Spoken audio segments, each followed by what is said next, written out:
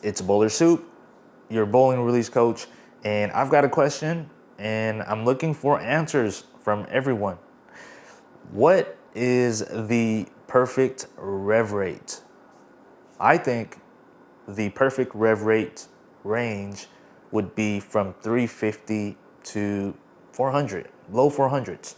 I think that rev rate range is very attainable. It allows you to play first arrow, second arrow, third arrow, up to fourth arrow. Maybe you have to get a little bit tighter or switch balls to something that's more aggressive. Let me know. 350 to 400, low 400s. I think that's a good range. And as I said, it's very attainable, and it ultimately is going to come down to one variable.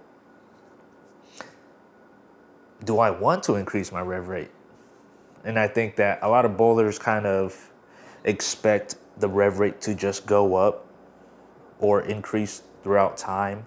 But there has to be a moment in time where you ask yourself, I want to increase my rev rate.